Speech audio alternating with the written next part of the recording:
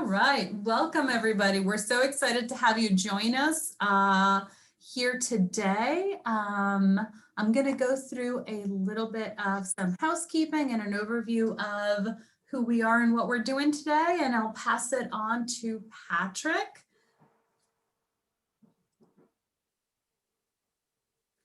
So Apprenticeship PHL is a regional public-private collaboration with the goal of increasing registered apprenticeship and pre-apprenticeship across the region of Philadelphia and its surrounding counties, just so that you have a sense of what that looks like. We've got amazing partners across the region, everything from employers, workforce boards, educational partners, sponsors, intermediaries. Everybody that needs to be a part of building an apprenticeship is represented. If you want to know sort of what it is that we do outreach and education around apprenticeships. We do work to support organizations who want to register a new apprenticeship, and we provide technical assistance for anybody who's got either a new or an existing apprenticeship. We also pursue funding opportunities to support those and do regional partnerships to continue to develop our efforts across the region. If you want to network using Whova, as we said, in times of COVID, it's hard to connect with others and build new relationships. So if you go to your Whova app, you can click on attendees and you can see everybody who's attending. Many of us have put up our pictures, our profiles, our information about who we are and what we're interested in. If you click on view profile, you can see a little bit more about me. Or whatever person you're interested in. And if you want to connect, all you have to do is send a message, and that'll actually send them a message to their email. And you can even go in and have a video chat. If you want to have a more open conversation on community, there's a community post where you guys can all post, share, have comments, share resources, and so on. So we want to make sure that you all know how to use platform so that you can connect and network, which at least for me is one of the most valuable parts of any conference. And then just as general housekeeping for the panel presentations, attendees are muted with the cameras off. The session is being recorded. Please use the Q&A in the chat within Whova. That you will see the chat and Q&A panels on the top right of your screen next to the lovely videos that you'll be watching. And then you can connect with us through Facebook, Twitter, LinkedIn, or on our website. But if you want to schedule a time to meet and learn more and ask some questions, in the chat, you're going to see a poll where you can send out your availability and we can connect with you. So with that, I want to say thank you all for coming, and I want to introduce you, even though he needs no introduction, please, to our President and CEO, Patrick Clancy. Thank you, thank you. Thank you, Maria, and thank you everybody for joining us today. Boy, what a beautiful day, right? We have a little bit of snow. So what else would you want to be doing but to be engaged in this great, great topic of apprenticeships? We're thrilled to have great speakers today, and also we have a great apprentice joining us as well. So I just have to say, in the past 4 years, I've been president of Philadelphia Works. It's been really exciting to see how this partnership has grown. I can't give enough thanks to all our good friends at the state and also our good friends at the federal government and those that have been working in apprenticeships for so long. You're going to hear a little bit from Jim Fody in a little bit, an amazing champion of apprenticeships, because I think if there's anything that comes out of what we're seeing right now in our current economy is people really need to earn and learn. They really don't have much time to not make money. Some of our industries have just been decimated due to the pandemic, and we have to think more creatively. And I have to give a lot of credit to Maria and Cassandra and Meg, and really building up our apprenticeship unit along with our partners, right? We have a lot of great partners, as Maria mentioned, and they're the ones that do the hard work on the ground with individuals. And we're thrilled. We're thrilled to be able to be a part of this. We know that there's a great interest in helping youth make these connections as well through our pre-apprenticeship. We've done a lot of work with Philadelphia PHL, and we're also trying to think through, how else can we grow this? We know we have a solid building trades apprenticeship program, which has been around for a number of years. It's exciting though when you have a chance to get into the IT companies in the IT world and the healthcare world, and have opportunities to build out non-traditional apprenticeships, because it's a great thing for employers, and also a great thing for workers. It's really important that individuals know that that investment's taking place in them by their employer, but it's also a great opportunity for employers to get really good people, and hold on to people. And I think as the economy picks up, I'm very optimistic about 2021. I believe this is the year where it's going to be extremely busy from the workforce perspective to figure out how do we get as many people back to work in a safe way, in a way in which the pandemic is under control. So today you're going to hear some great stories, some great opportunities, but I have to tell you, I couldn't envision a couple of years ago having 72 people join an apprenticeship conversation. So as I look at the number of people who are registered today, I want to say thank you. Thank you for your ongoing support. And thank you for pushing us, right? I mean, sometimes at Philadelphia Works, we need to do things differently. I believe that this mayor really does care about individuals and how they're doing. It has been a really tough year for a lot of individuals, for a lot of our businesses, for a lot of our residents. So, I just want to say thank you. Thank you for your patience. Thank you for your encouragement, and really participate today. I think sometimes Zooms are a little hard to get fully engaged, but I think you're going to have great speakers. And there's nobody really more interesting than the gentleman, Jim Fody, right? And I know he laughed because we always have a good time with each other, but I have to tell you, Jim has been doing this apprenticeship work for about 35 years, Jim. Yeah, maybe more. Give or take. I would say that the way in which you have helped us locally and regionally has been amazing. Our regional partners are thankful. We have a website that's going to go under a little bit of an upgrade. It's something that we've been trying to figure out how to educate more and more people, but you really are the one who's been doing this the longest. And I can't thank you enough for all your support, and really for your passion, right? I mean, this has been something that you've been pushing for a long time. I think it's finally now at the forefront. It's getting a lot of momentum. Last week, we had a chance to meet with Aon and Accenture about opportunities coming into the city. And it really is the hard work that you started many years ago. Your career is one of amazement. And I just want to say thank you.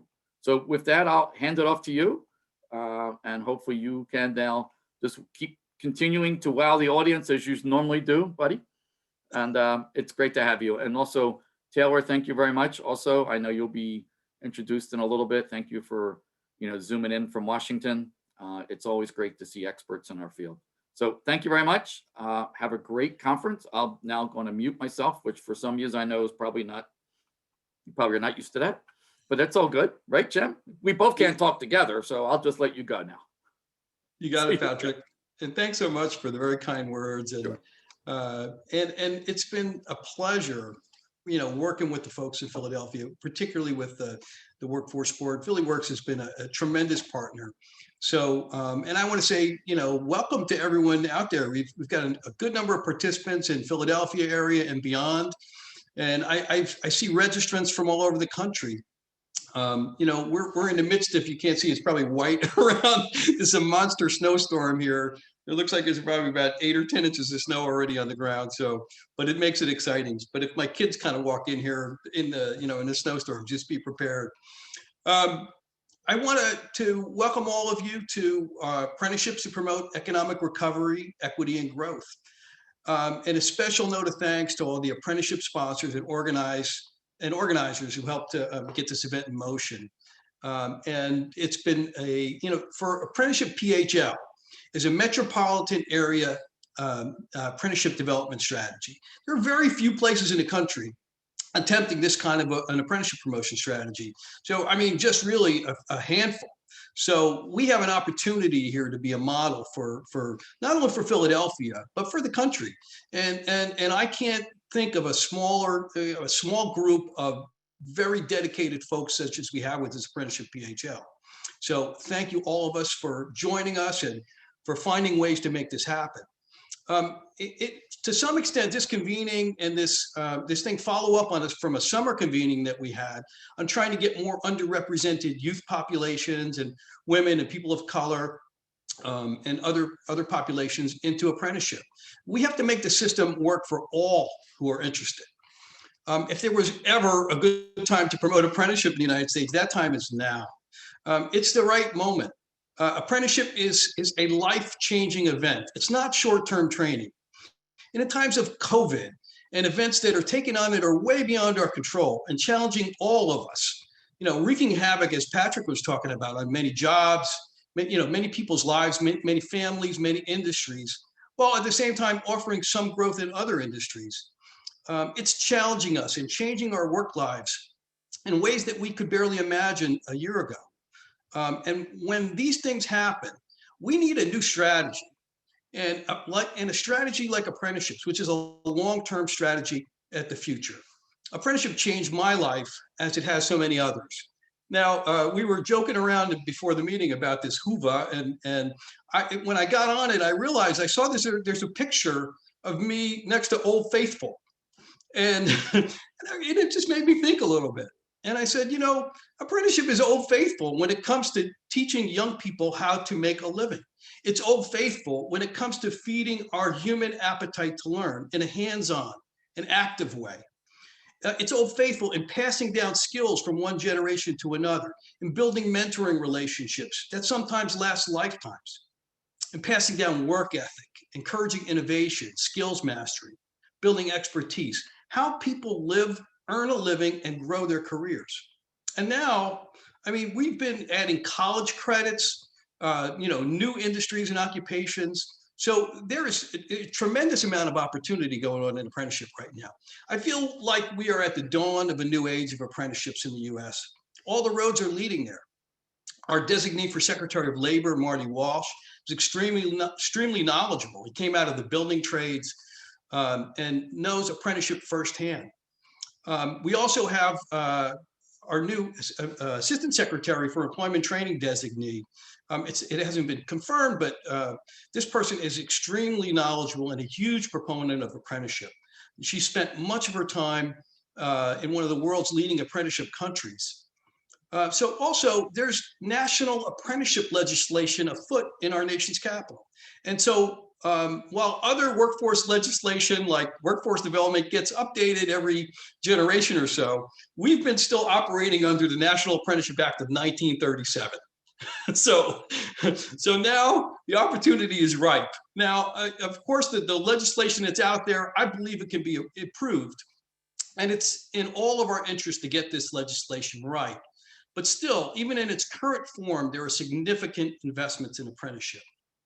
And if the first few weeks of this administration are any measure, things will move quickly in the coming weeks and months. So how does that translate to what we can do in Philadelphia?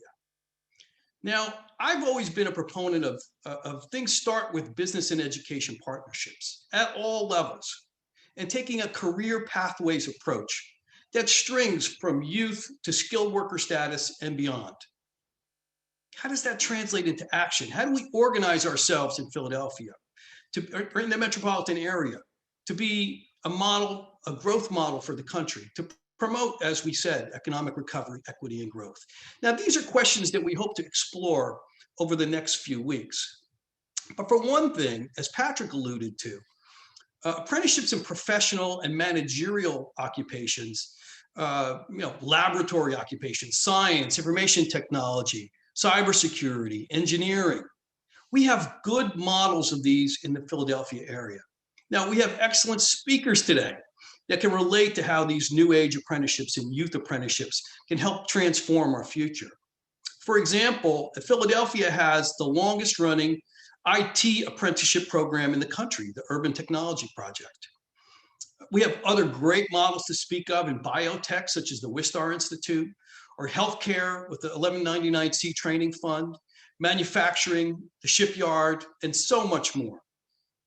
But apprenticeship starts with a job. You know, one of my memories in DC, when I first got to DC after grad school, and for my first tour of duty with the Labor Department, this is my second now. I remember going to a local apprenticeship meeting, and there was an African-American man, he must have been in his 60s, who stood up and said, you know, if every small business would train one young person as an apprentice, we could really, really make progress, and we could make a dent in the crime issue that's been plaguing us. You know, that always stuck in my head and had an impact on me. And to follow up that, if our mid-sized businesses would develop a training regimen, if we could organize through chambers and business associations, more of these opportunities for the small and mid-sized businesses to participate. You know, a lot of the new legislation is about alignment, but you know, we can't align an apprenticeship to where there's no paid job. So, and small and medium-sized businesses are typically the engine of growth. So helping to, you know, put our systems together so that these small and mid-sized businesses can train apprentices is certainly a strategy I think we should pursue. And so how do we as employers, educators, and workforce development specialists help to turn this tide in America and training young people in a life-changing fashion as we face these four monumental challenges that the administration has identified as critical to the future of our nation? Well, we prepare for the future by drawing from the past. We educate, train, and mentor young people in learning how to make a living and to spark their interest in meaningful careers. So, oh faithful, we always come back to it, and it never disappoints. The apprenticeship model has been around for millennia. Personal experience, from my personal experience as a youth with no road to the future, and was transformed by the apprenticeship program, and later, you know, moved me to grad school and to be a leader in this field. This system works, and we need to have it widely available for Philadelphia and beyond.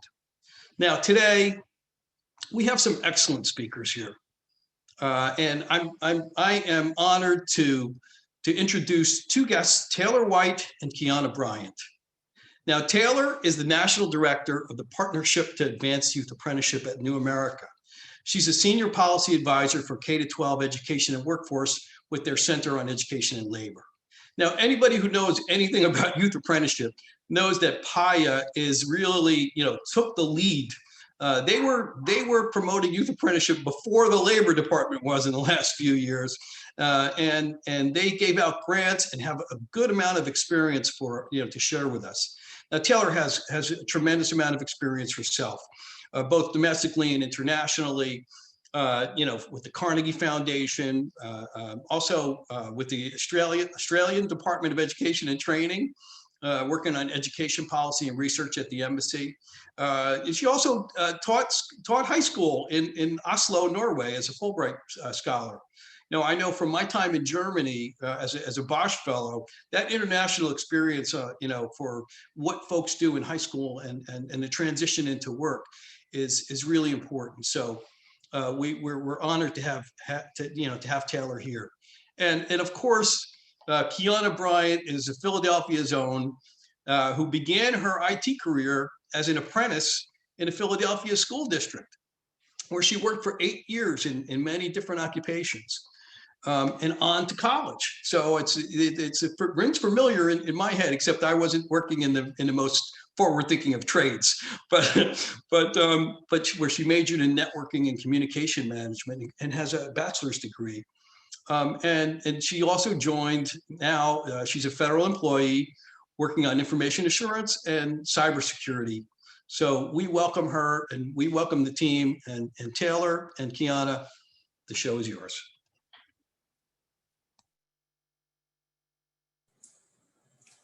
Great. Thank you, Jim, for that introduction. It's really wonderful to be here. I can see myself. I want to make sure Keana can see and hear me.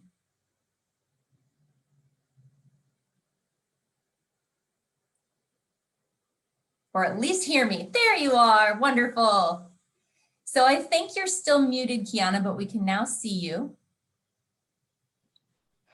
Perfect. There we go. Okay. A little bit of feedback. Can you hear me? I can hear you. Sound good? Okay. So anyhow, Jim, thank you for the introduction. Thanks everyone on the line for giving us a second to just get our technology squared away here. I am, you said, Taylor White. I'm not going to waste any more seconds of our time together introducing myself because I want to make sure we have a chance to hear from Keana. I know that it's like this one, the sort of favorite part of the day for everybody is to hear from the folks who move through these programs and onto successful careers. And so Keana has generously taken time out of her work day. I know when I talked to her last night, she was worried she was going to have to go into the office, but Keana, it looks like you might be at home. So good news there.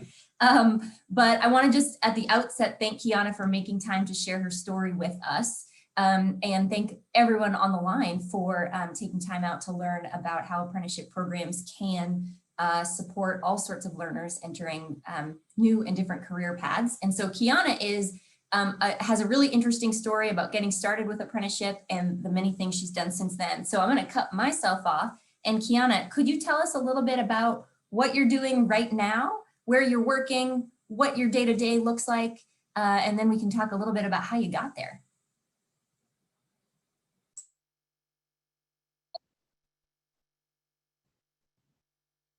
I'm sorry, Taylor. I think the two platforms is having a conflict. So it kind of keep jumping me back and forth. Can you hear me? I can hear you. Okay. Are you getting feedback? I am not, but I hear you getting feedback. Okay, sorry. I thought I was good to go, but I think it's two different platforms. So sorry. But okay, I'm sorry. Taylor, can you please repeat that question? Sure, yeah. I just wanted to give you an opportunity to introduce yourself and tell us. I know Jim mentioned that you work for the federal government. You're an information assurance manager, but for many of us, we're not really sure what that means. Can you tell us a little bit about your role and what you want to do on a daily basis? So I can't really get too much into my day-to-day because that's FOUO. So, but my day-to-day is just assuring that everyone is following policy, making sure. So I do cyber and information assurance, so making sure all our systems are up to date to protect us against any attacks or anything like that. And I'm trying to be as vague as possible. Don't want no issues there, but I'm now a supervisor, so I have a team of 13. And it's kind of broken out into different groups, so we all deal with different tasks, but it's all cyber related and to protect the enterprise network. That's great. What you're telling me is you're important enough that you can't actually tell me what you do. I guess that's kind of true. All right, well, that's exciting, but let's talk a little bit about how you got to this point where your job was so secret that you couldn't share it. Let's flash back to your time as an apprentice. You didn't apprentice with the federal government in cybersecurity. I know you completed an apprenticeship program in the city of Philadelphia and spent the first several years of your career working in public schools there. So could you tell us a little bit about how you found that apprenticeship program and how it was structured? Oh, Keana, unfortunately, you're muted, so we can't hear you. And I closed the other platform, but it still keeps, I'm not sure what's going on. Sorry. That's fine. I'm great. Okay. So I was actually told about the program from a friend, and it was kind of just a night before type thing. Like I found out about this and told me a little bit about it. Told me it was, information technology and kind of a starter program for young people. And I was nervous, didn't know what I was really getting into, but I went to the program. And so the initial year was a fellowship program where we followed around a lead technician in the school district for training and learning. And we all had regions. So I forget exactly what region I was in, but we all had so anywhere from elementary to high schools in our region that we service with that master technician on a day-to-day. So we got calls and tickets, and we went around to those different schools to provide tech support to those locations. And that was my fellowship year, my first year in the program. You entered the program direct after high school, right? Yes. And you said a friend told you about it, and ended up signing up and showing up, and it went well. Were you considering other options, either for secondary study or work at the time? I was working at the time. Funny enough, my job in high school was Kmart. But I always was into taking apart small electronics, things like that, outside of there on my own. So when he told me about it, again, I didn't know if it was going to be the best fit for me, but I still took the chance. I think it was the best chance I ever took on myself. It was a great experience. I got to learn that trait and that skill, and while being there, I was exposed to the technology, career options, ways to move forward, ways to see a better future for myself. So tell me about that transition, Keana. So you left high school, you had some work at Kmart, which I imagine was what kind of a math like that might look like. A little bit different than working in public schools and helping with IT systems. To graduate and have to move into a workplace, you're working full-time or almost full-time, you're taking classes and training for certifications on the side. It's a lot to juggle. So can you talk to me a little bit about that year and the transition into the fellowship role as part of the program? What was challenging about it? What kind of overcomes difficulties? So it was a great experience for us because there was a large group of us, and I believe it was about 25 of us. I could be, off a little bit on the number, but it was a lot of us, a lot of people our age, but from different backgrounds. There was a Hispanic female. There also was 1 or 2 other African-American females, and we all kind of came together to support each other in that process and growing and being one of our first careers, actually career-driven job. So just having that experience was great for us. Myself and some of the others, I bought my first home while I was in that program. So it really gave us some great exposure to a way forward. Out of a lot of us was from the inner city, right there in Philadelphia. So there are many ways to get in trouble. So this program definitely provided a guide for us to know that there was better out there, and to also look into jobs and careers and what that career can grow into. So last night, one of the examples that you gave of that the sort of structure and pathway that it let you chart out. One part of it was understanding credentials and the sort of the how different credentials and sort of formal classroom learning and on the job learning that you had access to or could pursue even after the apprenticeship could help you move forward and sort of take different turns within IT. So obviously we know over time you took one and ended up in cybersecurity. We'll get there in a second because I want to hear about that. But another piece that we talked about yesterday, Keana, when we were sort of just chatting through what was really successful about the program. I know you mentioned that you had a really close cohort of peers in the program that you're still in touch with some of. You also mentioned the importance of mentorship and some of the, I'm going to say like quote unquote adults in the program. Technically you were over 18 and an adult, but there were some folks that I know were a big part of your experience that really helped you navigate not only the program itself, but your role at the school where you were placed and ended up working for many years. Can you tell us a little bit about those mentorship experiences and what kind of activities or supports or conversations those mentors had with you that really helped you stay the course? Yes, I'm sorry, Taylor, I missed some of the beginning of what you said, but I think I made out most of it in the question. And so after my first year in the program, the fellowship, I graduated and went into the apprenticeship program, which was computer support specialist, the next level of that program. And at that time I was placed at one location, so Strawberry Mansion High School, with which was one of my first mentors, and I kept in contact with her all the years following. Unfortunately, she passed away now, but getting into that relationship, it was great for me to see her, someone that looked like me, that also provided that level of professionalism and helped to help me grow.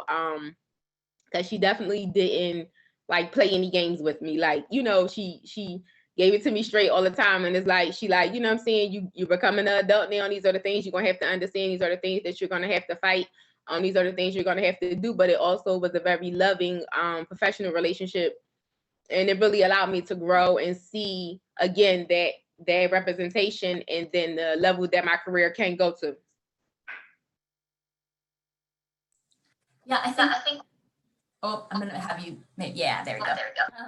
One of the things that I think is really interesting about that particular example, Keana, is we talk so often in apprenticeship about how the importance of mentorship, especially for youth apprentices or young adults, whether they're high school age or, you know, early 20s, the mentorship piece can be really important. We often think about that as the mentor in the workplace that has specific occupational knowledge. And I think one of the things that we forget is that placing young people in workplaces exposes them to all sorts of other roles too. And in this case, the woman who was your the mentor that you've remained in very close contact with until she passed last year, or in 2019, was not actually in IT, right? She was a school principal. And so it was just a vision of success from your community, in your community, that was a real encouragement for you in a number of ways. And I think sometimes, as the folks on the line who are involved in apprenticeship programs, can get really narrow on that, that sort of technical mentor in the workplace, but the importance of of other mentors to help show what a future can be can also be really important. So it's an interesting thing to underscore in your experience too. Your relationship with that mentor and with the program itself also encouraged you to pursue additional schooling, right? So you got certified through the program, but used some of that experience to go in other directions and continue building on your sort of academic resume. Can you tell us a little bit about that? Yeah, so while in the program, part of the program was for us to start taking college courses that can go towards a career. So we started at Community College of Philadelphia, and we took those credits and moved them to DeVry University, where once I was out of the program, I continued my degree and received my bachelor's degree of science from DeVry University in 2013, I believe. Thank you. And that's an addition. Go ahead. But I just believe, like, all of while you're in it, you don't always see how great and how far it can take you. But when you're there and you start looking at jobs and the path for jobs, or kind of like you look up and say, how much do a network engineer get paid? That kind of situation. So with the certification paths and those classes that allow us, it exposed us to that. And like I said, how far you can go, how far you can grow. I think it changes your mindset, just having that exposure. Question for you. Before you started the program, would you have known what a support engineer was? I don't think so. I don't, thinking back, I'm trying to think. I wonder what my career path had been had I not did the apprenticeship program. I'm really not even sure. I'm really not sure. Because I've been all technology since then, different levels of it, but I'm still in information technology. So, question, because I am someone that doesn't really understand what a network support engineer is, but I asked the question mostly because to highlight the point that you have just made for us, which is that a lot of times people have interests and they have inclinations and they have aptitude in particular areas, but they don't necessarily know how to use that and harness the skills, combine it with education to get to where it is they want to go. And I have found in conversations with apprentices, often they can describe where they want to go, but they can't necessarily name it because they have names like network support engineer or what have you. Or the people who have those roles like you can't actually describe the full thing because it's so secret. But I do think one of the really important benefits of apprenticeship programs that you've laid out for us is that it does actually give a roadmap, right? It doesn't necessarily say you've got to go all the way across the country to get to this destination, but it shows you some of the places in between. And I think Jim in his intro remarks mentioned the benefits of career pathways. And I think that's a really important part here for us to remember, that apprenticeship programs give you a starting place and they send you on your way. But along that way, they also help you identify the many other opportunities that you can pursue. And really well-designed apprenticeship programs equip you to build on, you know, your year or 2 or 3 year experience, however long it may end up being. Take that learning, take those credentials and build on them over time into new roles and new careers. And that's something that you have done and ended up somewhere where we can't ask too many questions. So you mentioned you think that apprenticeship, your decision to enter the program has been the best investment that you've made in yourself. And you've given us a couple of reasons why. Some of the opening remarks reference this interest that many of us have to see apprenticeship expand into industries where it hasn't traditionally been used. And cybersecurity is certainly one of those fields. Do you think that the field where you work is ripe to be a field for apprenticeship? Can you see apprenticeship working for some of the occupations that you interact with on a day-to-day basis in your current field? And if so, what kind of advice would you give to folks on the call and thinking about how to design those programs? So funny enough, I had a conversation recently where they made some changes to how people are hired due to the lack of experienced workers in the cyber area. And I didn't realize, I guess being in it, I didn't look back or look around to see that it's still hard for people to staff in cyber because I guess how I was introduced to it is, like you said, having that path and having that experience. And I took that and moved it into another area of IT. So like I said, I've been in so many different areas. I started out in software and hardware break fix. I moved it over to networking. And then from networking, I did some coding and scripting in between there. And then from there, I moved to cyber. But to answer your question, yes, I think it will be great because it allows people to have that experience early on to build on and to continue to grow. And take, move that over to maybe a college and get a degree. But also now, sometimes experience is equivalent to in degree. And so, having the experience starting out early, as a teenager, fresh out of high school or in your early 20s, the opportunities are endless at that point when you start out there early. About time you're in your, late 20s or 30s, you have so much you have built on already. You have more experience than somebody coming out of college.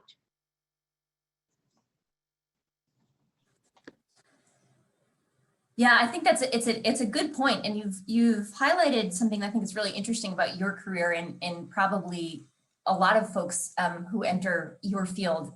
You're asked to kind of wear a lot of hats and zig and zag between different roles. You mentioned you've been in software, you've been in hardware, then you moved over to cyber. And my suspicion is that doing that requires kind of an ongoing commitment to learning new skills. Would that be fair to say? Yeah. That is fair. Okay. So tell me, is everyone in your field committed to that kind of lifelong learning approach? Or do you think there's something about the way that you've been trained and educated and gained experience that makes you especially able to kind of develop those new skills, pivot when you need to, and apply what you've learned elsewhere in new contexts? Is that something that you feel like you can trace back through the way that you have been trained and the way you did enter the field? Is that really common? I think so, because while being there, I was exposed to the hardware and software was our main job, but I had some minors in network support. It was times where we had to pivot and, veer off from what you do on a day-to-day because say a particular floor goes down and they don't have network access, or so because we were there, the boots on the ground, we were exposed to more because we were the first line of defense. And, we would sometimes have to take those calls from headquarters to do those initial troubleshooting methods. So I would say yes. Coming through the program, definitely, like I said, exposed us to a lot, and then made you interested in wanting to know more about those areas. And then as well, once you get that exposure, you may be more interested in one area than another. And so you kind of end up, going that way, but still in the same area. That's why I said I've been in so many different IT jobs throughout my career.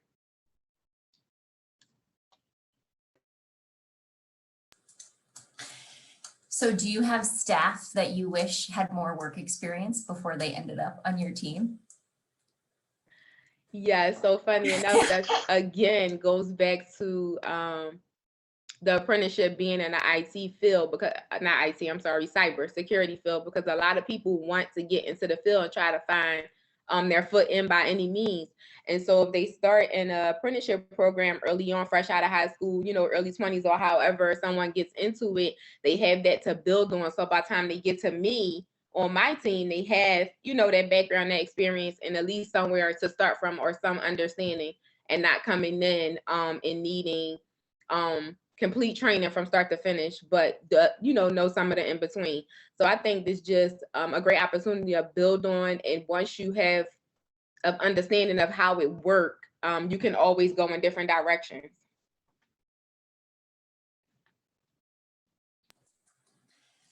So Keana, I know that we are coming up on the time that we have stolen from you today. We don't have all that many minutes left, but I want to close with I guess, a reflection question for you, from you. Last night when we were chatting, we talked a little bit about why folks are on the line today and what it is they're going to hear from you once you escape and go back to your workday. A lot of the people on the line right now are especially interested in how to develop and design and implement programs that make it possible for people in Philadelphia to enter careers where people who come from their backgrounds or look like them are currently underrepresented. You are a Black female working in cybersecurity. I cannot imagine that you are surrounded by other people who look like you, who have the exact same upbringing as you. We talked last night about how it's a male-dominated field, and you have found lots of ways to thrive despite some of the challenges that entails. For folks on the line who are thinking about apprenticeship programs, they run them, they're building them, they're thinking about how to improve them. What sort of advice would you give them for building these programs and thinking about how to support apprentices who are moving through them, who may be entering environments, career pathways, industries, occupations, where they don't necessarily see folks who look like them, and it's kind of foreign territory? What kind of advice would you give to programs to make sure that they can be successful in recruiting a sort of diverse array of candidates, and also supporting them through the program into their careers? I feel like coming into the program, and that was many years ago for me now, I feel like it was his goal. It was his goal to have representation in the program. So recruit people from different backgrounds, and not only target one gender. We weren't given opportunities or given work based on our gender. We all had the same responsibilities.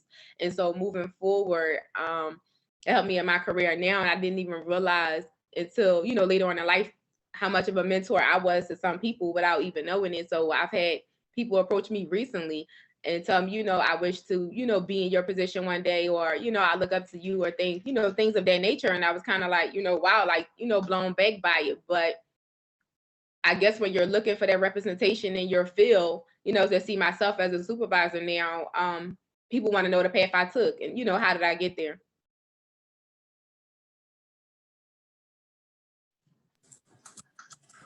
That's great, thank you. So representation matters, mentors matter, recruitment matters, following up and staying in touch with your apprentices matters, because I know that they chased you down after many years away.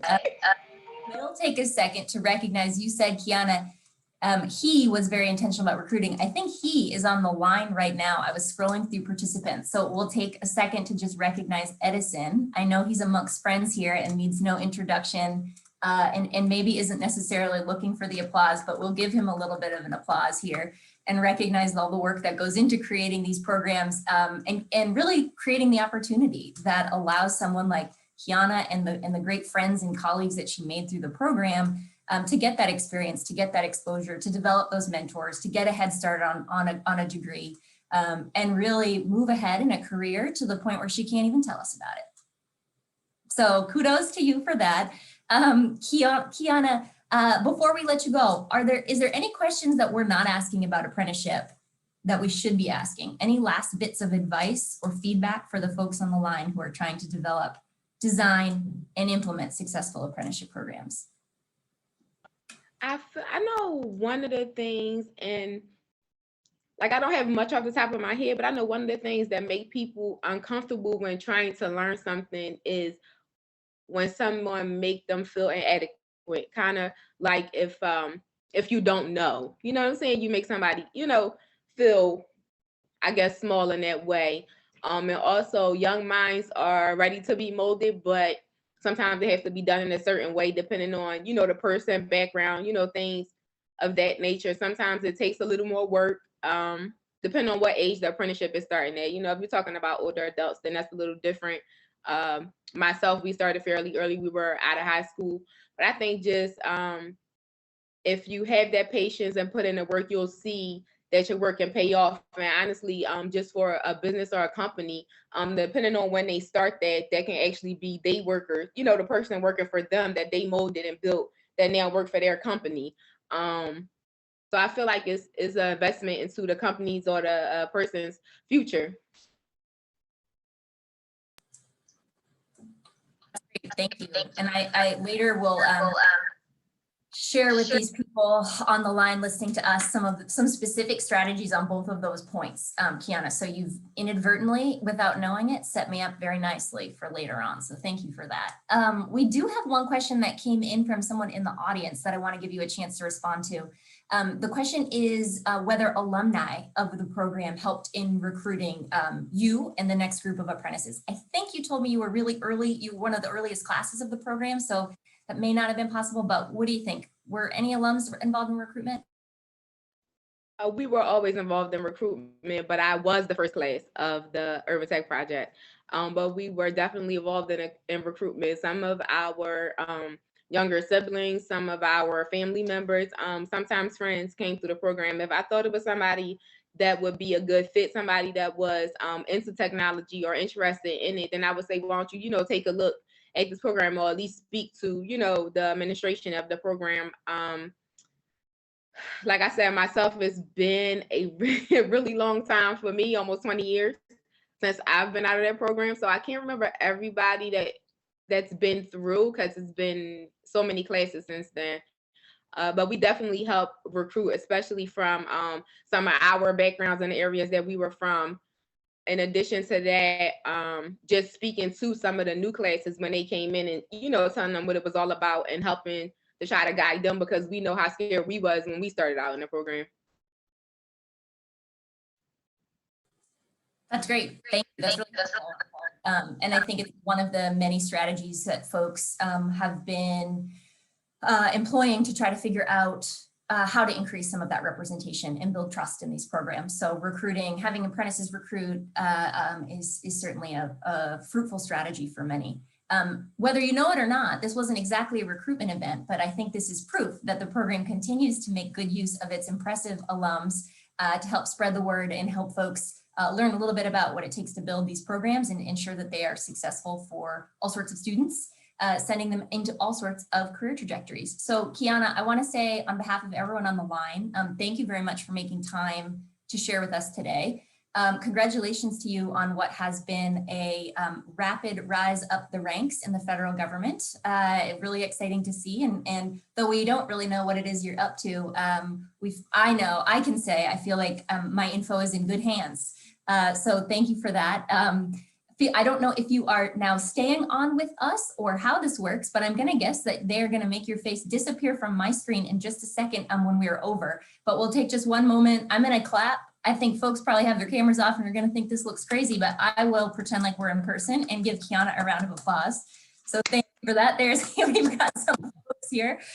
Thank you for bearing with us as we figured out the sound and for sharing your experiences and insight with us today. It's been great. Thank you so much. Thank you. Tella, I will say one thing. Some of the things that you see in the news, like attacks and things like that, would be me. That's what I will say. I think Keana's going to be my boss one of these days. So. Without a doubt. Thank you, Keana. We really appreciate your time today, and good luck with your career. It's an amazing story. We can only hope we could replicate that 100 times over. But thank you. Thank you for taking time out. We know how extremely busy you are. And Taylor, what a great job. Thank you for managing all the feedback stuff, right? All the technical stuff. But it was great. It was, we got a lot of great information. think we hand it back to, Yeah, to Maria, or do you want to take questions? If any, I see we had a few. somebody things has to have a question for Fody because, he's been around forever. I can't say I have answers, but Oh, yes, you do. certainly respond. But anyway, thanks, Keana. And Maria, how do you want to handle Q&A? I think we've been covering Q&A thus far, so I think Taylor has a presentation to follow up, and as folks have more questions or comments, please feel free to put those in the chat. I'm conveying them to the presenters. Great. Okay, great.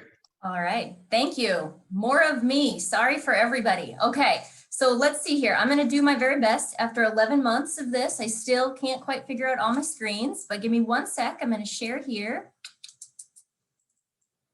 All right, can folks see a presentation? I'm getting some head nods. Can you see my face? All right, so unfortunately, what I've never mastered about this is looking at you while I'm looking at my slides. So unfortunately, some of you may end up seeing the side of my head for part of this, but I will do my darndest not to make that happen. Okay, so I think, Keana was a great example of just how much these programs, apprenticeship programs, can put people on paths to really interesting careers and help them move from high school jobs at a place like Kmart into lifelong careers where they are protecting the security of our federal government and our information. Her story is a remarkable one, as folks have said, and I think it's testament not only to the strength of the program that she went through, and certainly also testament to her work ethic and intelligence and her real commitment to the field. What I am here to chat with you about today is why we think apprenticeship can be a strategy for expanding economic opportunity and creating more and more and more opportunities like those that Keana has taken advantage of, where there is room to improve some of these programs, and how some of you on the phone right now who are involved with apprenticeship programs, whether as training providers, sponsors, employers, intermediaries, labor unions, community organizations, or anyone else, can take steps to ensure that the programs that you lead are delivering more equitable educational outcomes and employment outcomes for participants. So I want to take just a couple seconds to introduce myself. I'm going to kind of blow through these real quickly, but so that you have a sense of who has been speaking at you for the last 20 minutes and who you have to listen to for about 15 or 20 more. I'll just quickly say that I work for an organization in Washington, D.C. called New America. We are a nonpartisan, nonprofit research and policy organization. We are really at our heart dedicated to thinking about how we can renew the promise of Americans' highest ideals, particularly in light of rapid technological and social change and the challenges, but opportunities those challenges create. In many ways, we're a typical think tank conducting research, analysis, conveying our findings to policymakers, but we also are fairly unique in our commitment to surfacing solutions and innovative strategies from local leaders and local innovators like the folks on the call today and the whole ApprenticeshipPHL group, and understanding from you what's working and how we can scale it. So within New America, I sit on a team called the Center for Education and Labor. We are really laser focused on increasing economic mobility, and we try and aim to think about how to do that by building stronger connections between education and work through various programs, policies, and systems change. And we work across a number of areas. I sit primarily within the group that looks at and thinks about apprenticeship all day, but I have colleagues who spend a lot of time thinking about community college innovation, the future of work, job quality, and the intersection of all of those sub-bullets you see up there on the slide. I lead an initiative at New America called the Partnership to Advance Youth Apprenticeship that's been referenced a few times already on the call today. PIA is a multi-year, multi-partner initiative that we lead, the goal of which is to support states and cities that are working to expand access to high-quality apprenticeship opportunities for high school age youth. There's nothing in federal guidelines, federal legislation that prohibits students who are under 18 from accessing apprenticeship opportunities, but there are very real barriers that make it difficult for them to participate in programs that have been designed with older students, older apprentices in mind. And so we have spent the better part of the last 2 years providing direct support to many of the communities you see dotted on this map I will say that across these 50 communities, PHI Philadelphia is one of them. And I will say it's a partnership for folks on the line who don't know. It's a regional partnership in the Philadelphia area convened by Apprenticeship PHL and Philadelphia Works that is working to expand as part of their strategy to expand apprenticeship generally, to promote youth apprenticeship and pre-apprenticeship opportunities that engage younger and younger students in a whole range of industries. And so I have put a heart on the map, which is not usually there, but those of you who can see the little red heart right there, I've put that there primarily just to say thanks for having me, and to let you know that we have so enjoyed working with this group and its many partners, and we've learned a great deal from the work that you lead in Philadelphia. So we really appreciate this opportunity. So thank you to Maria and Cassandra, Patrick, and team for having us here today. I can talk to you at length about PHI and how and why we believe that we really need to transform how the nation's education system prepares young people for careers and launches them into adulthood, and why we think that youth apprenticeship is the strategy to do it. Why we think that better connecting the 21st century learning needs of young people with the changing and rapidly evolving talent needs of industry is the secret sauce. But I'm going to avoid the temptation to do that today a little bit. And instead of doing a deep dive into all things PHI, I'm going to try to just extract some of what we've been learning through that initiative and some of our more general apprenticeship work around the country to share some lessons with you today that I think can be especially helpful in thinking about how apprenticeship can really deliver on its promise of expanding economic opportunity. So I sometimes get accused of burying the lead, but since we don't have much time together today, I'm going to actually do the opposite. I'm going to lead with the conclusion here, okay? And so lest you get distracted in the next few minutes and decide you want to go look at the snow or check your, the GameStop price or the Flyers game highlights from last night, whatever it may be, if you take one thing away from today, I hope this is it. Apprenticeship can be a powerful strategy for expanding economic opportunity and building a more just economy. But it can't and it won't deliver on that promise unless the programs and systems we build are built to acknowledge and confront inequities in education and the labor market. So equity is a term that's kind of become something everybody's using. Oh, whoop, there it is. A term that we've heard a lot lately. It's become more and more common, especially since May of last year, when the murders of George Floyd and Breonna Taylor sparked protests and renewed calls for racial justice. But not everyone uses the term in quite the same way. So I want to take a moment to make sure that we're all on the same page before I use it for the next 25 minutes. When I use that term today, this is what I mean. I mean that equity is the fair and inclusive distribution of resources and opportunities across all aspects of society. The combination of fair and inclusive in that sentence is really kind of the crux of this. It's what distinguishes equity from the more common term equality, and understanding the difference between those two things is really going to matter for us all.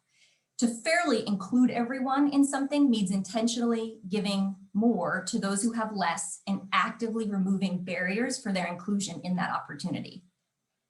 One example that I think anyone on the call can relate to is school funding. If you've got kids or you were a kid, you know that school funding comes from property taxes, right? Equality in school funding would suggest that every school around the country or in the Philadelphia area get the exact same amount of money. But equity demands that schools serving poorer students get extra resources to acknowledge some of the challenges those students face in their day-to-day lives outside and inside of the school building. Inequities unfairly limit access and opportunity. Those can be based on race, gender identity, income, disability, citizenship status, and the intersection of many of these multiple minority identities can create a multiplying effect, further reducing access and opportunity to individuals who are, for example, disabled and undocumented, or Black and transgender. Those things multiply and can make the barriers even more difficult to surmount. So the other thing to keep in mind about inequity is that it's present across all of our systems, really, but especially for the purposes of our conversation today, our systems of education and work, as well as many other social and economic dimensions of society. Those of you who are on the line who may have participated in some of the equity work groups that we've run have spent a lot of time talking with us about the sort of individual, institutional, and structural level stuff. In the interest of time, I'm not going to dive too deeply in there, but it is worth knowing that there are different ways that people think about, talk about, and identify inequities within programs. I had, just for fun yesterday in the snowstorm, gone into a little bit of a rabbit hole about Philadelphia specific data, but I am, again, in the interest of time, going to kind of skip these, but I do want to thank real quick the Philadelphia Works folks who have done such interesting analysis of unemployment data from the Philadelphia region during COVID. So I'm not going to have a chance to talk through your really cool slides, or graphics, but I want you to know they're in here, and I thought about it. And I read all your stuff, and everyone else on the line should too. So I'm going to just fast forward through those a little bit here. The thrust of what I wanted to get at there was to talk a little bit about some of what it is you're up against. I don't think any of it's new for folks on the line, but sometimes calling it out and naming it can be an important step in figuring out how to address it. So having skipped that, let's just scroll down here. Can apprenticeship lead to more equitable outcomes? Well, I told you at the top of the hour, it can. So you already are getting 100 on this quiz. Why do we think that? Okay, so let's just spend a second thinking about why apprenticeship is uniquely situated to deliver to address some of the inequities that we just walked through. So a couple of apprenticeship basics here. Like I said, I spend most of my time focused on youth apprenticeship and resisting the urge to start parsing all of the different types of apprenticeship, registered, non-registered, pre-apprenticeship, apprenticeship. But for the sake of today, I'm going to keep it fairly general and just sort of talk about the kind of core components of apprenticeship programs. So a couple of reasons why apprenticeship programs and their design are especially useful and especially promising for equity issues. First, Patrick, I think, mentioned it at the top of the hour, earn and learn. We know that is something that's hugely important for people right now. The paid on-the-job learning is an opportunity to gain experience and skills under the supervision of a mentor, all while earning a wage. So it eliminates the need to forego pay while training to advance in a field. The graduated wages as well, the idea that you gain skills, you get money. You make more money, the more skills and knowledge you gain. That can be a really important incentive for folks to stay in and stay on and keep moving through. Related classroom instruction, right? This can be a really important component, especially when offered at low to no cost for apprentices. It allows apprentices to earn credentials that they need to enter and advance in the job market, which for many low income neighbors may seem out of reach. I don't know if folks have seen the stats, but recently this year, sort of graduating class of 2020 moving into college, the number of high school completers who moved right into college declined by 22% over last year's numbers, which means there are a whole lot of young people who looked at college, thought about the bill, and decided that wasn't something they could take on right now. And from a sort of equity perspective, from whether it's economic fairness, whether you want those people to have opportunity, that's a lot of lost talent. And that's a lot of people out there who are going to be looking for a way to enter a career in the future. Professional networks, I think, are another piece that's really important here. We talked about this a little bit with Keana, but really the importance of helping folks make contacts within a field and understand a path forward within it, build relationships that can help them do that. Apprenticeship is uniquely designed to provide those kinds of opportunities, and that can be a real big push for equity. It can be a real big asset for young people moving through these programs, and even non-young people as well. Even incumbent workers who need to meet and interact with different people in different roles across the company. The credentials we sort of mentioned in talking about the related classroom instruction, but the opportunity to earn a credential that is actually valued by employers, while that may not seem shockingly rare, with hundreds of thousands of credentials available to people today, the idea that you've have someone that has endorsed the credential you are earning and verified that it will give you an advantage in the labor market is more beneficial than, and actually more rare than you might think, given the number of short-term credential programs that exist in the field that recruit heavily in some of the communities in which you may be targeting. The idea that it's a credential of value is actually a huge benefit. And I've gone out of order, so I'm skipping my bullets, but those are some of the key benefits here. So we don't necessarily need to just talk about it in the abstract. I think there are a couple of things that we can point to that show apprenticeship works. And Jim might be kind of rolling his eyes at this because the data is potentially out of date. I will say the U.S. Department of Labor has lots of different numbers that it seems to be offering on lots of these fronts. So I'm going to use the ones that no one has yelled at me using yet, but I am fully inviting Jim an email later today with corrections on this slide.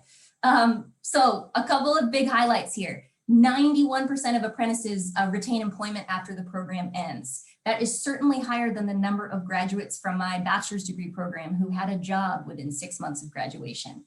The average starting wage of an apprentice, and this is when they are starting their apprenticeship program, not starting following that, $16.50 an hour. That's more than twice the federal minimum wage. And we know that wage goes up over time on a graduated schedule. The average starting salary of apprentice graduates, $60,000. Again, a really solid salary for a starting wage for someone entering a career or even advancing within one. And finally, 100% of apprentices who complete earn an industry recognized credential. I know that might seem like, well, of course they finish, so they get the credential. But when you think about the number of graduates, again, from some short-term and even 2- and 4-year degree programs that earn a credential that really doesn't carry a lot of weight in the labor market, 100% of folks with a credential that matters is a pretty remarkable stat. I do want to acknowledge, though, that the benefits of apprenticeship are not equally enjoyed across everybody who participates in a program. And so it's important that we call these out, right? The ways to fix them, reasons to explain them, not all of them good reasons, but they're here. So let's look at them. 7% of registered apprentices are female. 47% of our labor market is female, which means there is a huge issue here in terms of representation. Female apprentices also earn, on average, lower wages than male counterparts. Some of that has to do with their concentration in lower wage occupations they're concentrated in occupations and fields that pay lower wages, lower hourly wages than those where male counterparts are concentrated. But there is also some differences here in when you compare women in the exact same occupations. There are still discrepancies. That is reflective, we know, of the labor market as a whole. So it's not unique to apprenticeship, but thus far, we don't have evidence, at least in the aggregate, that apprenticeship programs are doing anything special to counter that sort of prevailing systemic inequity. However, we have lots of individual examples, and Keana is a fantastic one of apprenticeship programs really creating opportunity that may not have existed for folks beforehand. There are also significant racial and regional wage gaps within the apprenticeship data. Again, there's some reasons for this. Some parts of the country are paying lower hourly wages. We won't get into how they do that, why they do that. That's a kind of rabbit hole for another day. There are also, I will say, the general apprenticeship, registered apprenticeship data also includes folks who are completing apprenticeships while incarcerated, who have lower wages and tend to pull the numbers down. And so there is some skew going on here, but it is worth pointing out that there are still gaps in hourly wages. And finally, disability. I went looking last night for some data on folks who self-identify as having disabilities within the registered apprenticeship system, and the data is hard enough to find that I'm not putting it here, but bear in mind that there are gaps, right? And I think it's important that we acknowledge these are here, because if we pretend that they're not, it's going to be awfully hard to design programs that deliver better outcomes. So with that in mind, let's go forward and think about how we can do that. And I'm just going to pause for 1 second. I'm getting a couple chats here, and I want to make sure they're not telling me no one can hear me. Okay, Jim is correcting me. It's closer to 70,000 now, and the new data will be available on our website soon. Well, I will keep my eyes out for that, because I'm very excited to add any improvements possible and update what I know is like 2015 data at this point. So good news there. Thank you for that. Okay, so I'm re-switching gears here, designing and delivery with equity in mind. And I am once again going to kind of jump ahead, because I want to be done in about 6 minutes, and I don't know that I can do that. Okay, so one of the things that we developed when we were launching the PIA program was a set of principles. And we knew that just having the 4 key elements of an apprenticeship that I walked through earlier would not guarantee a quality experience or equitable program outcomes. And we knew too that if apprenticeship was going to transform education and employment outcomes for young people, it was really going to become a vehicle for economic mobility. Some key quality principles were necessary to shape the design of those programs. So we developed the set of principles that you see on your screen right now. We believe and state as an initiative that to be high quality and to deliver results for youth, employers, communities, and youth apprenticeship programs must be career-oriented, equitable, portable, adaptable, and accountable. If I had all the time in the world, I would bore you to death talking about each and every one of these, how we landed on it, how we picked those words, exactly what it means, and how to do it, but we don't. So one of the things that I just want to point out to you and explain very briefly is that, let's see, oh, it did work, there it goes. That though equity here is its own principle, and that's very intentional, it's also very much at the heart of, and really the underlying goal of each of the other principles here. And I'll show you just one quick example. So when we say equitable, we say that learning must be accessible to every student with targeted supports for those adversely affected by longstanding inequities in our education system and labor market. Absolutely true. We're going to talk more about that in a minute. But we also say that learning must be career-oriented. The learning apprenticeship programs must be career-oriented. Why does that matter? Career-oriented describes the purposeful blending of what's learned in a classroom and what's learned on the job. Apprentices apply what they learn at school or at a training facility, at college, wherever it may be, at work, and vice versa. Brain science tells us that this is a good way to learn. And especially for teenagers and young adults, they have these like crazy dopamine drenched brains that crave new challenges, and they're exceptionally well primed to learn from new challenges. And so for apprentices who may not have been engaged in more traditional passive learning settings, developing truly blended, well-structured, applied learning experiences can re-engage them in their own learning and really help them come to trust their ability to learn, to develop new skills, and to trust those who are educating them. And that can be a hugely important factor for ensuring program retention. And so while equity, we're calling it out, we're going to dive into it today and think specifically about that one indicator. I would encourage you, if you take a look at these, to think a little bit about how each and every one of them is important for equity. So I'm going to start moving real quick here. Let me just move ahead. Okay, so there's another layer to the equity principle here, and you can see there's 3 bullets on the right-hand side of your screen here. The text there is what you might expect to see in a program that is indeed equitable. So walking through these together just real quick. The program is designed to, oh, I have little things here, don't I? Okay, the program is designed to acknowledge and address local equity challenges. I saw something the other day that said, now you've built your program, it's time to start outreach to those hard to recruit populations. By that point, you're too late. If the program has not been designed from the get-go or kind of retrofitted, redesigned, tweaked, what have you, to acknowledge and deliberately confront and dismantle systemic inequities in which it's operating, even the most aggressive recruitment strategies won't necessarily lead to the kind of participation and outcomes you hope to see. The second bullet here talks about targeted student support services and representation and success. I want to draw your attention to 2 pieces here, representation and success. Often in conversations about equity inclusion, we stop at access, but getting apprentices to enroll is only one part of the equation you need to be thinking about. Supporting them through the program is equally important, if not more so. And I would even argue supporting them after the program to some extent can go a long way. Being able to tap someone like Keana to come back and talk to your apprentices about what it's done for their career is a hugely important asset.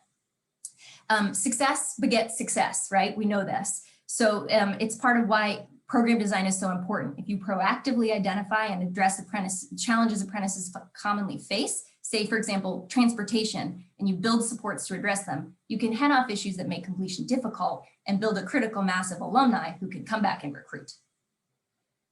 All right, the third and final bullet here is outcomes focused, right? So apprenticeship programs should expand opportunity and improve education and employment outcomes, not just for the overall program, but for every apprentice involved. Numbers can hide troubling disparities. So a common commitment to collecting and constantly analyzing program data, not just the information you're required to report, but also information, process indicators, information about apprentices' progress and their post-program outcomes can inform response strategies and program modifications to increase the likelihood that all apprentices benefit.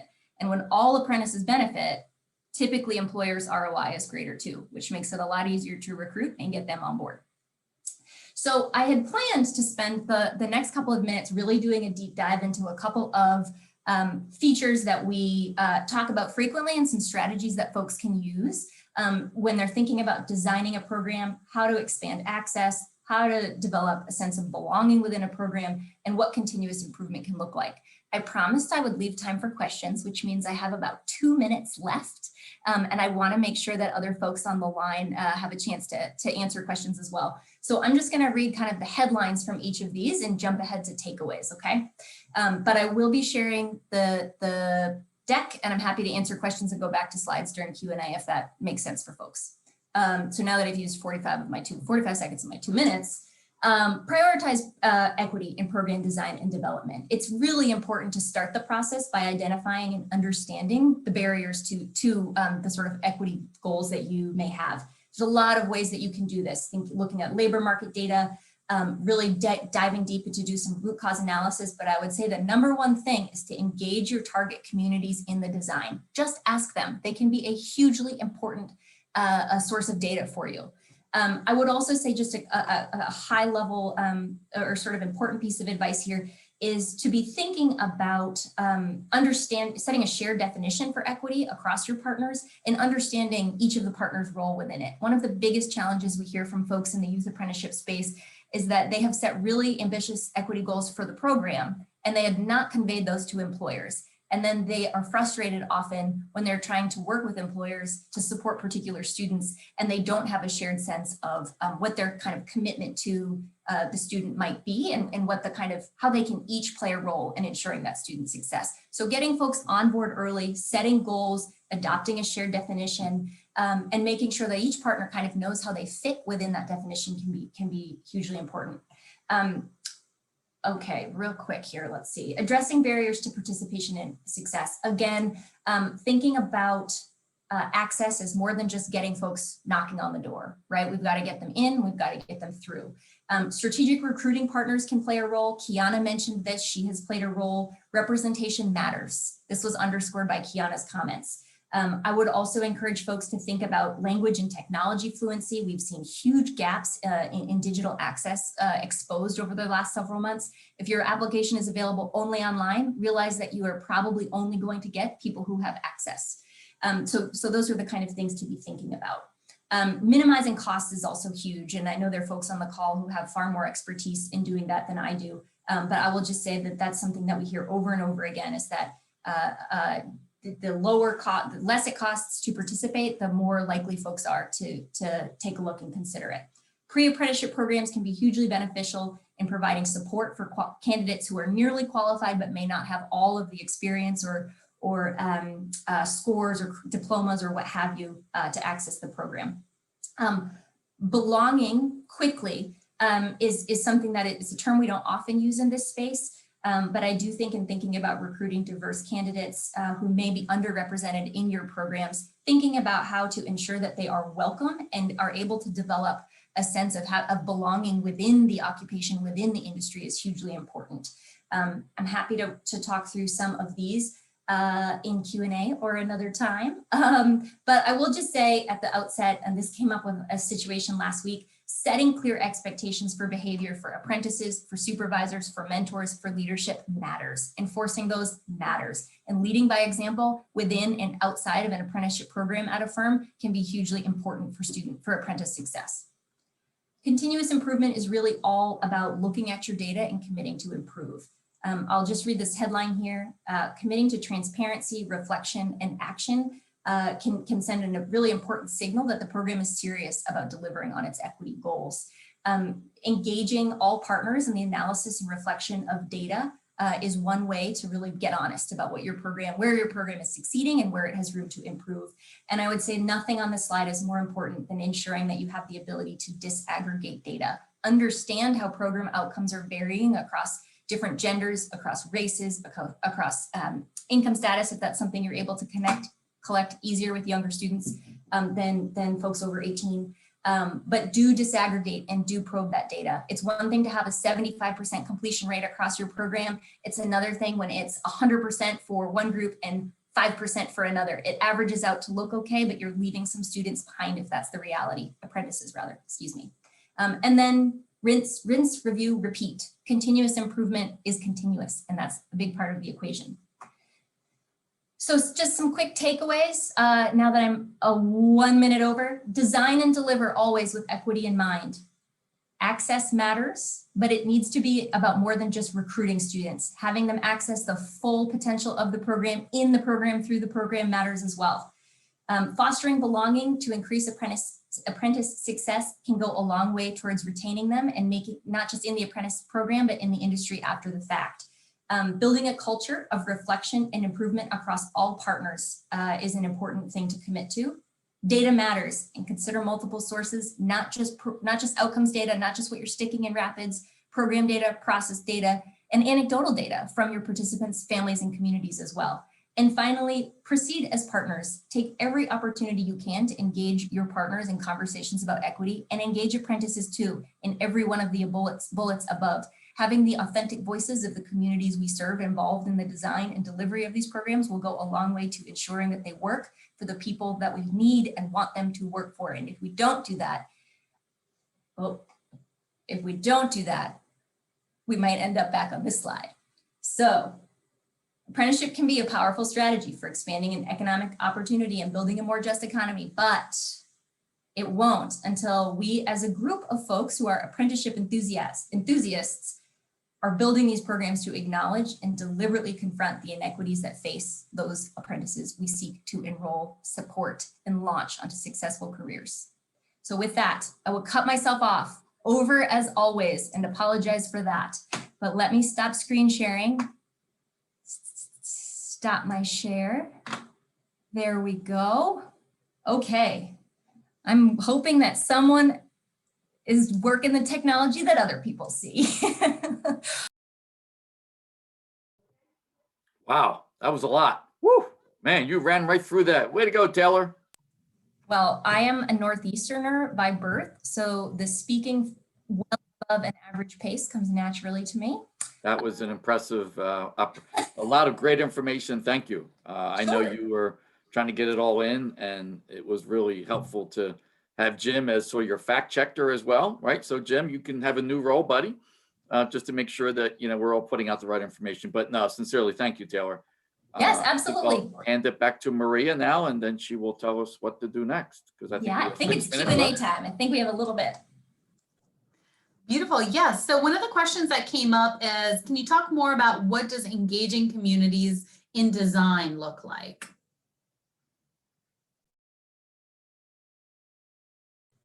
I'm happy to take a first crack at that, but if others want to weigh in too, please do. So it's a really good question, and it's something that we have some ideas about, but I'll confess, we're about to kick off kind of a mini project within our big project to come up with some things that we can actually point to that are happening, that are working. A couple of quick examples of ways that folks have done this. Include apprentices in your committees, councils, whether they're advisory groups or sort of review committees. Include apprentices, right? Usually we think about not necessarily including the students, young people, adults, whoever they are that we serve in some of those decision-making opportunities, but put them there. You will not regret it. I would also say surveys, feedback, constant feedback from apprentices and apprentice families, if you're working with youth, can be really helpful. Let's see, what are some other things? I would also say engaging the voices of apprentices in the recruitment, as Keana mentioned, is another one. And I would also say in your data review, when you are looking at mid-program data points, completion outcomes data points, engage your apprentices in that analysis. Ask them what went wrong or what went well. How did we accelerate your learning this quickly? What did we do that made it work, or what did we not do that made it harder? They have a lot more information than you think. And they have a lot of opinions about it typically, especially the youth. But really and truly engaging them at every step of the process as if it is sort of a natural partner in the design and development of these programs can go a long way towards ensuring that they are tailored to the needs of those that you seek to serve. Yep, I just want to add, Taylor, and, you know, I mean, the whole mentoring aspect, and, you know, as Keana was saying, you know, a mentor that looks like me, that relates to me. that always helps. You have old white guys like me, the programs all the time. They're not gonna fly in a lot of these places. You need to have folks who are, who can, be role models for folks and mentors. And I think that really helps. Other bit is, most of the apprenticeship programs have committees. Where the union's involved, there will be a joint committee.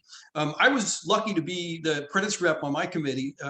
Granted, it was 100 years ago, but it was really eye-opening. To talk to some of these folks and to understand what they had and relate that back to the apprentices. So it's nice to have that link. So you use your committees.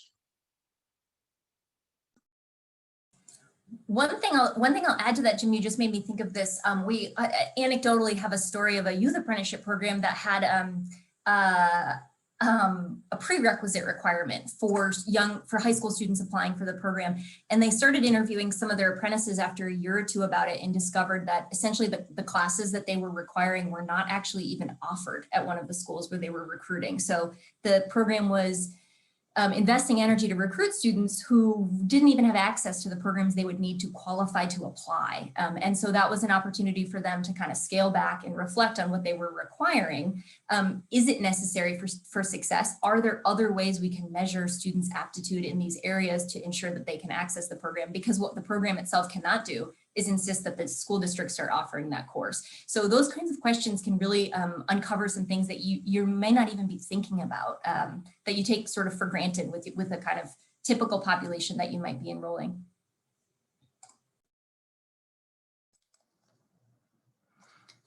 Beautiful. Thank you. Thank you. Thank you. I so appreciate you. I appreciate Taylor and Jim and Keana and Pat for joining us, as well as every single one of you who decided to tune in. We want to, just as a reminder, we wanted to keep you from achieving full-blown Zoom fatigue. So instead of having a 2-day symposium of 7 hours on Zoom, we kept it to one event a day. So we hope we'll be able to join us tomorrow for our session. It's going to be an employer-to-employer conversation around apprenticeships, all things apprenticeship. So every day this week we'll have, Tuesday, Wednesday, and Thursday at 11, we'll have different events talking about apprenticeship. Please join us. As we talk about this conversation about representation, one of the pieces that we're having is on Monday, there's going to be a conversation around building a community of practice for apprenticeship practitioners of color. Because again, we have to have representation drive the conversation. So if you want to join, please go ahead and sign up. It's on your agenda. You can go ahead and sign up. And lastly, if this has sparked your interest and you're curious to learn more or want to ask 1,001 questions, always love those, please don't forget to sign up, and we are happy to set up a 30-minute conversation with you to see if there's somewhere where we can support your work and how you move forward with apprenticeships. Thank you again. This was fabulous.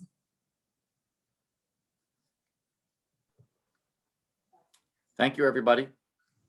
Great job. Thank you, Maria. Another amazing program you put together. We're excited to see what the rest of the week has for us. So thank you very much.